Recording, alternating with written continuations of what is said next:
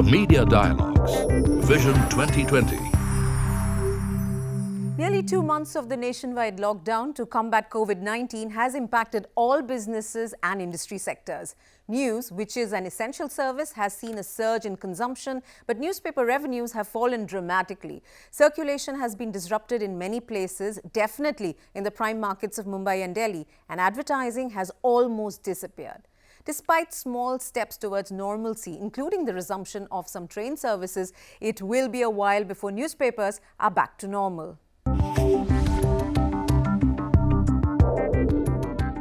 To understand how they're navigating this crisis and why the monetization of digital consumption hasn't provided the answers, I'm joined by Shobhana Bhartia. She's the chairperson and editorial director of HT Media, whose newspapers, the Hindustan Times, Hindustan and the Business Daily Mint have a readership of 5.94 crores. Its digital portals have over 1 million unique users. The Hindustan Times started in 1924 and is one of the oldest and, as you know, most prestigious newspapers in the country. HT Media also owns the Fever, Radio Nasha and Radio 1 FM stations. Mrs. Bhartia, thank you so much for joining us.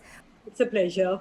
Do you want to describe what these last 2 months have been like, where you've seen these two completely contradictory impulses? On the one hand, you have surging news consumption, and on the other hand, you have disruption in circulation and a complete near halt to advertising. So there are two sides to it. As you rightly said, that one is the revenue side. The second is in terms of engagement with our consumers. So because of the unusual circumstances and events, consumption of content has hugely increased. It's another matter through which platform. There are issues over there. But in terms of being able to reach out to our customers and engage with our customers, I think it's been a kind of an all-time high as far as that is concerned. But yes, times have been very challenging. Advertising, which is a mainstay of newspapers, has almost come to a grinding halt. There's virtually no activity out there. With the GDP having dropped and with a very bleak forecast, industries are holding back. They are not advertising.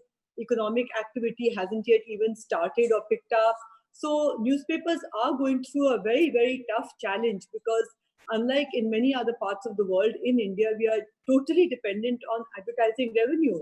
Our cover price doesn't even cover a fraction of the cost. So with revenues being as low as they are, in terms of monetizing content, it is proving to be a huge challenge.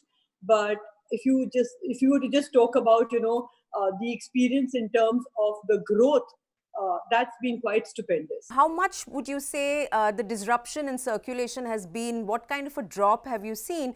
And why do you think this seems to be a very big metro and Delhi, Bombay specific, or are you experiencing this in the rest of the country as well, the circulation disruption? Well, primarily in Bombay and followed closely by Delhi. But we're experiencing this much more in the two metros. I think one reason is that because both of them are in the red zone, and therefore because the number of cases are more, so people are taking extra precautions. Secondly, we really don't understand from where this myth has circulated that the newspaper might be contagious. Yes. Because the newspaper is the same all over the world, and you don't find this in any other reportage from anywhere that people think of newspapers as being a possible object of being contagious. But it is happening here. Secondly, even if we are trying to reach out to the consumers and educate them through the messaging that the newspaper per se is safe and it's produced with utmost hygiene and hygiene and all the standard operating procedures that go with it, but the RWAs actually do not allow the vendors to come in and distribute the paper. And that is something which is a lot more prevalent in Bombay and Delhi than it is really where our Hindi circulation lies. So most of those zones are not red, they are in the orange zones. So life is a little easier there. B, there isn't this problem of the newspaper being blocked or RWAs not allowing them. We have seen pushback in some areas. There was more initially. We have recovered quite a lot from then. But I would still say that newspaper circulation on an average would be down anywhere between 15 to 30%, depending on geographies. Right. So, Ms. Bhartia, when you hear of states now trying to chalk out different exit strategies, what are you looking for as a newspaper publisher, as a newspaper media house? Well, we are looking for economic activity to start because there's virtually, as I told you, we are fully dependent on advertisements as our primary source of revenue. And without any economic activity, obviously, we don't see any traction in that front. We don't see any movement at all. And we are impacted at different levels. Our radio business is quite different to the print business. Yes. But with economic activity virtually coming to a halt, it's been a very stark paper that we've produced for the last month and a half. Something which Number of pages are less than half, isn't it? absolutely. See, the number of pages are less. I would not say that there's a huge drop in the edit content because we Right. used to have an ad edit ratio. Yes. And therefore, the paper looked bulkier because it had many more advertisements in it. Now, minus that, we are only giving content. And in my entire working history, I have never seen a paper as stark as what we see nowadays. Some days totally ad free, some days maybe one ad. But of course, it started changing a little bit for the last week, 10 days. But it's been very, very gradual. And therefore, we are looking for economic activity to resume. I just want to go back to that point you made about the cover price and how the cover price is something that no newspaper, seems to want to touch. Why is it that the Indian consumer does not want to pay for good quality news, given just how much they need the news in a time like this? Why is it that publishers, companies like HT Media are apprehensive of, is it competitive reasons that you cannot move that cover price? Well, partly, of course, it is competitive reasons as well. But, when the entire industry goes through pain, and this isn't the first time, we've addressed it earlier also when we saw the 2008 downturn. And there have been other occasions when the economy hasn't really been doing well, and we've had to have this dialogue. The Indian consumer is the huge different socioeconomic categories that the newspaper serves, and therefore looking at the huge circulation of newspapers, you are looking at various socioeconomic categories which are very, very price sensitive. They are not very elastic, and therefore even if you take up the price of a newspaper typically by say 20 to 30 paisa, we used to see a pushback. Right. I'm talking much more in terms of the 90s and the early 2000s. Do you think that will be newspaper- borne out in 2020? It depends. If the numbers is what a newspaper is looking at, it might be borne out. But you're right. I mean, we've often wondered why the consumer is not willing to pay for more for news. But I think a lot of that will change as you see newspapers also migrate a lot to the digital platforms, where eventually it has to be through a paywall because otherwise you can't monetize the content. And as a consumer seeking more and more quality content, you have to have revenues that come in that can justify those sort of high quality journalistic contributions. Ms. Bharti, you just mentioned the paywall. Why is it that the Hindustan Times is not already behind a paywall? Why has there been this difficulty and even nervousness when it comes to getting paywalls up on digital content? At a time like this, wouldn't it have just been very, very useful? Well, I don't think there's any difficulty or any hesitation. In fact, Mint went behind a paywall Yes. before COVID, and therefore it remains there. Yes. Hindustan Times had plans of going, but at a time like this, since we hadn't gone, but we had plans of going very soon after Mint. But at a time like this, world over, people who have put content behind paywalls are also offering that content free. So whether you look at The Economist or you look at the New York Times, Yes. so this is really not the time to go behind paywall. So if we were behind a paywall, we would have continued, and we do have plans of going there very soon. I know you have a survey where, news websites have seen 30 to 50% growth. Do you see the paywall something that you can do successfully after this kind of burst in digital consumption? Yeah, we feel very confident that we would be able to do it because basically it's the quality of content that would really drive that. And, through COVID, I think as far as we are concerned, we've been able to feel satisfied that we've been producing very high quality content. It's much more focused naturally because all the content that's coming out these days is in and around COVID or the various impacts. But you see a lot more of long form journalism, analytical journalism, data journalism, a lot of graphics. So eventually, to be successful for a paywall, you have to have differentiated quality content so the consumer feels compelled and the need to pay for that. How did you react to the INS telling people on WhatsApp groups that they could not share and forward to large numbers the PDF e-paper versions? How do you react to that? Because a lot of people felt that that was a way for the brand to remain salient and for for a lot of people to experience newspaper brands. Where do you stand on that? Well, I guess as far as we are concerned, it's brand extension. So whether you get it through the PDF or you get it by the physical paper, I would want a consumer to, in any case, remain committed to my brand.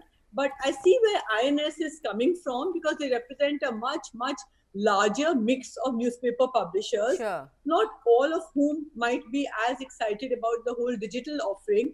And therefore, looking at the smaller newspapers, the medium-sized newspapers, I guess as far as they are concerned, their compulsions were slightly different because INS, it does, literally cover the entire gamut of newspaper publishers, a lot of whom are very, very small. Going forward, do you see advertisers value digital readership in the way they value newspaper readership? And I'm talking here about the kind of rates that advertisers are known to pay for, full front page cover ads and the like, and comparatively much smaller amounts on any advertising, either volume or value on digital media. Well, it is much less. The yields that we get on digital is much less than what we get on print. But I see that increasing. I don't think I would be comfortable saying that we'll get the same sort of yield very soon, but it's a question of building up the digital consumers. It's also in terms of having a sticky product where time spent is a lot. Yes. And I think as all the content moves more towards digital, the advertiser will start paying much more.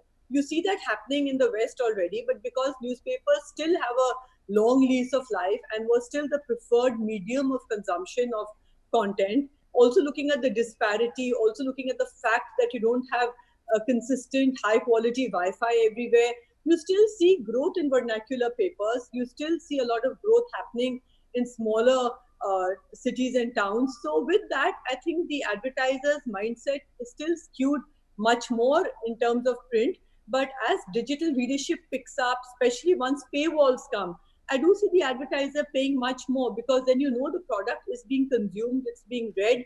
If people are paying for it, so the veracity of the content gets a little more enforced because it's not something that's being offered free. So I do see that happening, and naturally it can't suddenly become what it is in print. But over a time, I see rates really going up. What is this time frame that you think it will take? What kind of timeline are you looking at? So it could happen earlier rather than later, but I still can't put a time frame on it. I think it would take anywhere upwards of a year for us to even try and get those kind of rates. But I think we are moving towards getting much richer and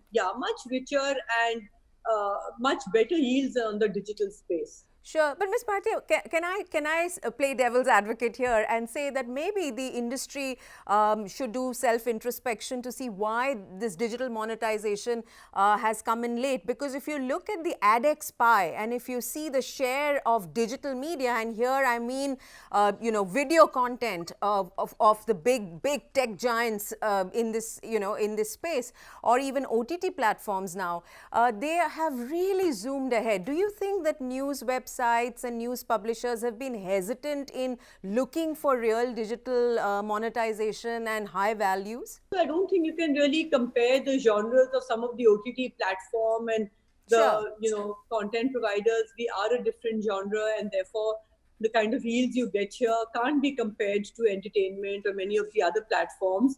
But I think publishers have also been quite comfortable because we still have some headway left, and we still have some years where we can keep monetizing print. Sure. Again, quite unique to this part of the world. So unlike our contemporaries in the West. So the focus has also been, because we get higher yields, the focus has also been in print and trying to leverage that, because that there's going to be bit of a journey before you reach those kind of figures on digital. So people have not defocused in terms of getting their revenues from print. So to that extent, I don't think publishers have moved the advertisers to the digital platform. So it's this plus that. Very often the advertiser in that case pushes back and opts for any one platform, especially when it's the same brand, or they take an add-on rate. So you may not be able to actually get a standalone rate. Very often it's an add-on rate because the advertiser comes into your print platform, also takes something on digital. And because print still has proof of life, because it's getting good yields, because we know it's there for some time, the industry has not defocused as far as print is concerned. You see that getting accelerated post this COVID experience? I see it getting accelerated, but definitely I don't see a move out of print because print still has proof of life. It's still doing well. And as I told you, though print circulation has fallen a bit, but we think bulk of that will come back.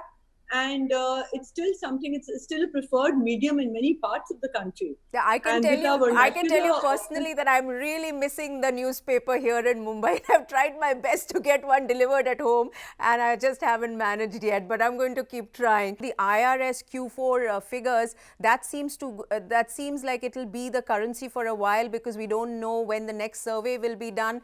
Is that problematic given the kind of numbers that has come in for your paper? I don't think so. You know, the numbers can be dissected in multiple ways. So I wouldn't really think that that would be a problem.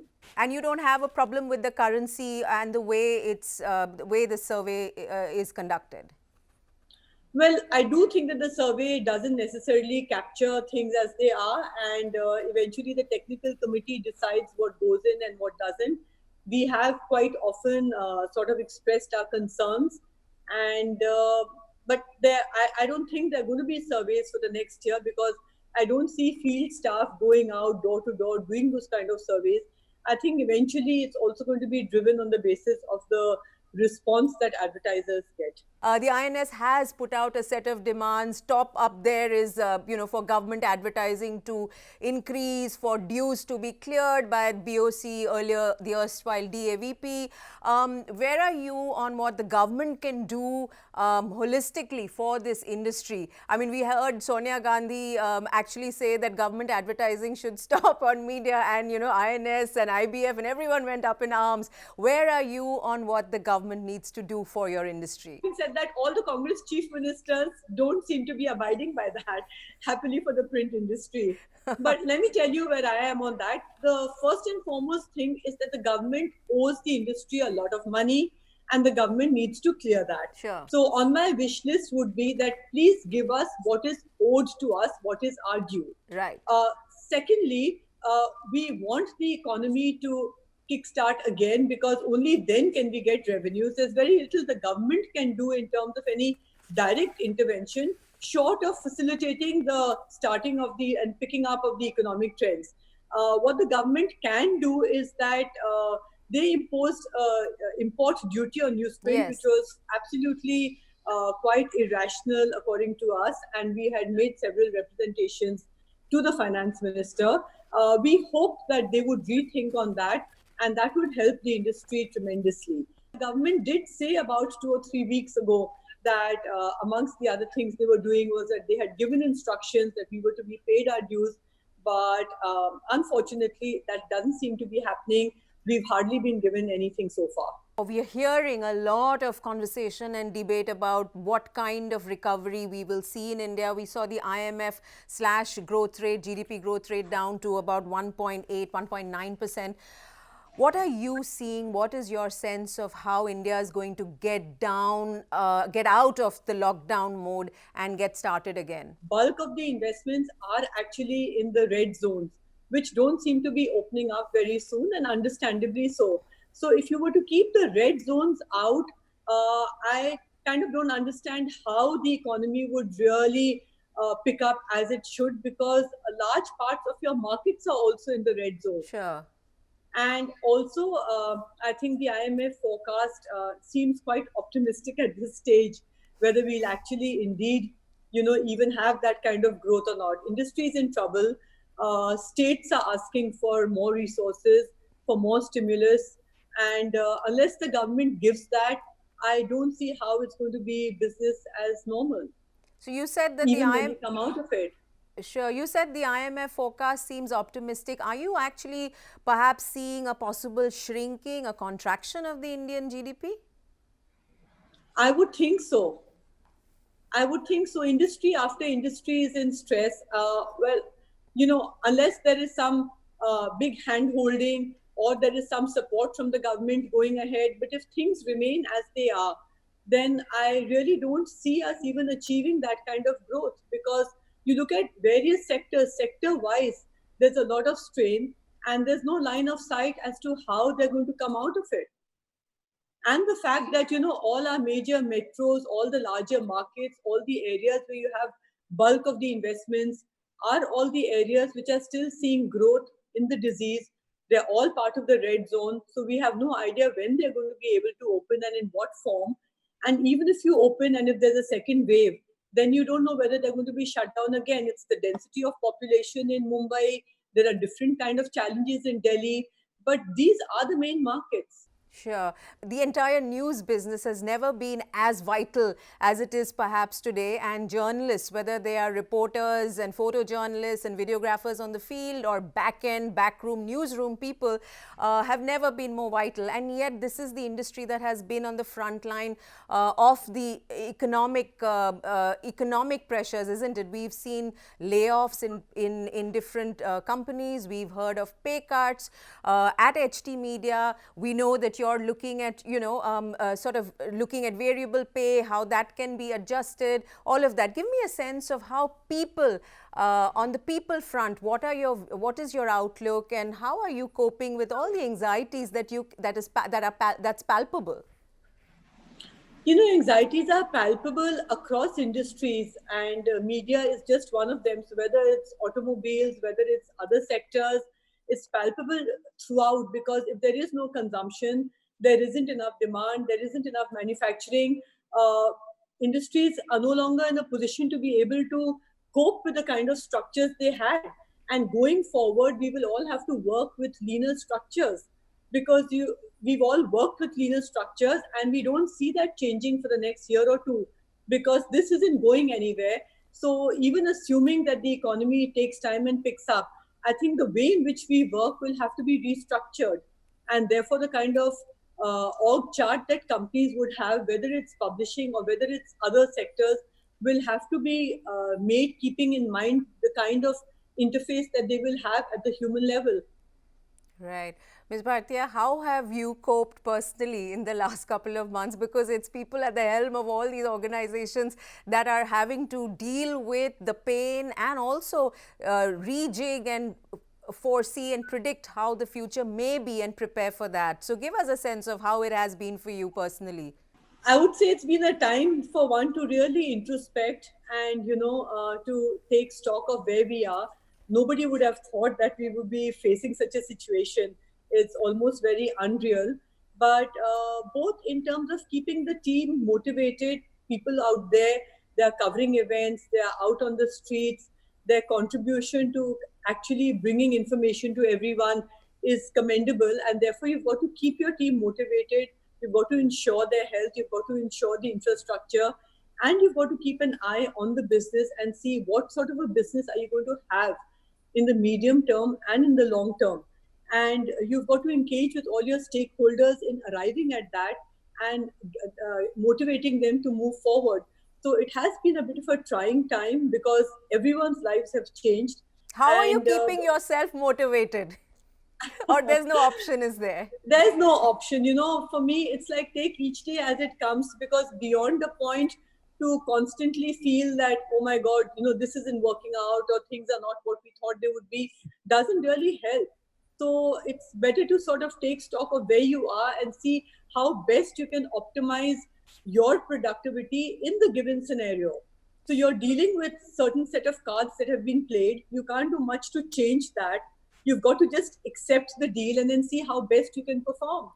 So you've got to play the hand that you've been dealt. Thank you very much, Ms. Bhartia, for joining us. I wish you and the entire team you have at HT Media all good luck. And I hope we have another conversation in the post-COVID era, and I hope that is soon. Thank you, Anuradha. Thank you. And thank you very much for watching. We'll be back again with another conversation on the Media Dialogue, so do look out for that. And stay tuned as usual to CNBC TV 18, because this is where the news comes in thick and fast.